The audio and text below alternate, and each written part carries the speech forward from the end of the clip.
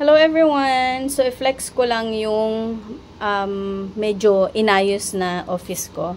So, here, so ayan yung mga for decals ko.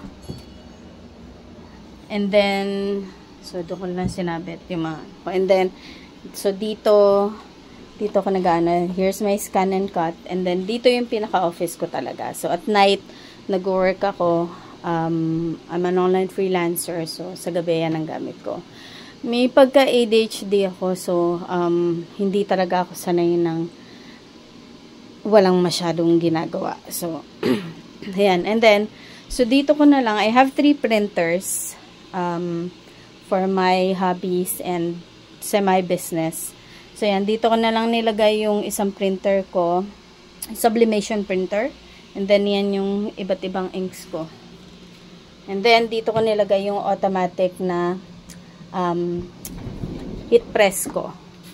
So, ang ginawa namin, kasi dati talaga, yung second deck, higaan siya ng anak ko. So, what we did, instead na mag-renovate pa kami, to maximize the space and para ma-avoid na rin yung pagpaparenovate na magastos pa, ginamit na lang namin. So, ito, yung dating hagdan na rin niya.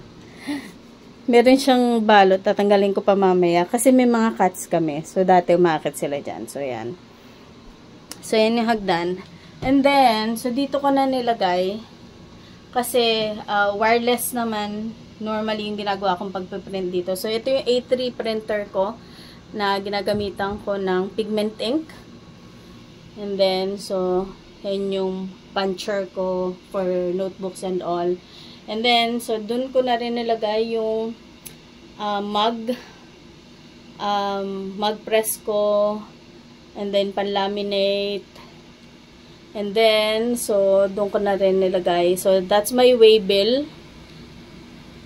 Actually, 4 pala printer ko. Waybill, so, yung nasa baba na sublimation, and then, itong pang pigment ink, and then, ayun yung pang dye ink ko. And then, that's my cutter. So, yun yung mga glasses ko. And, pang ano sila, decals and sublimation. And so, magulo pa yung mga gamit ko talaga. Pero, at least paunti-unti, naayos na rin. May kikilusan na ako. Kasi, hindi ko talaga kaya na sobrang sikip. Kasi, malikot ako. Malikot ako mag-work. Yan. So, thank you very much sa mga anak ko sa pagtulong sa akin sa pag-aayos ng room, sa kay Joma and kay Rico and kay Ate Josie na tumulong sa akin na magligpit. Yan, marami pa rin gamit na marami na akong tinapon, honestly. Marami na akong tinapon na gamit. Pero sabi nga ng anak ko, marami pa yung mga ADHD boxes ko. Hindi ko pa rin talaga nagagalaw. Pero paunti-unti nababawasan ko sila. Na itatapon na paunti-unti hindi na talaga gamit. And yung iba baka i-let go ko na eventually. Not now. Pero eventually siguro. Male-let go ko na sila. So, makakagawa na ako. So, andito na kasi may bago na naman ako. May bago na naman akong hobby. Na, well, pwede ko pa rin naman siya i-connect sa mga ginagawa ko ngayon. Printing and stuff. Pero, I thought of making perfumes na. So, magagamit ko pa rin yun. Like, for souvenirs sa mga birthdays and sa weddings. Pero gagawa ako for our own use. So para panggamit namin and then for pambenta na rin. So iyan, ito yung mga fragrance oils ko.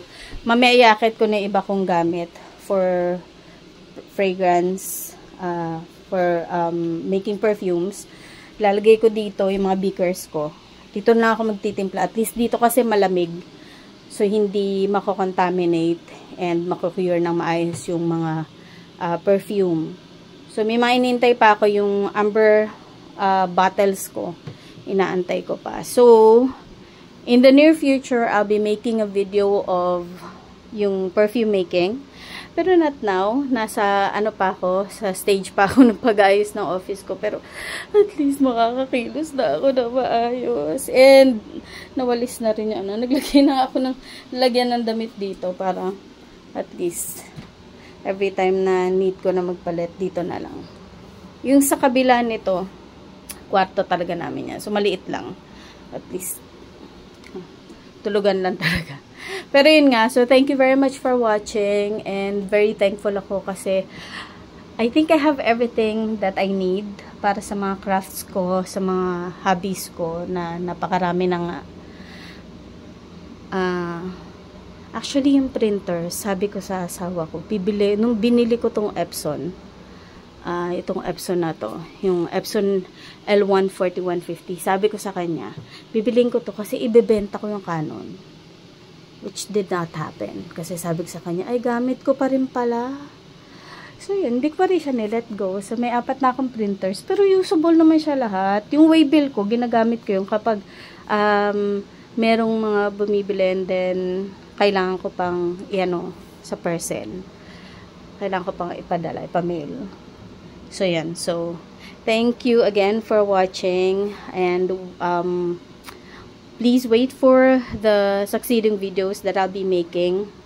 Medyo matrabaho lang ngayon masyado pa kung maraming ginagawa. Pero eventually, I'll be making more videos of what I've been doing here in my office. Yung lahat ng hobbies ko and my ADHD stuff. Thank you!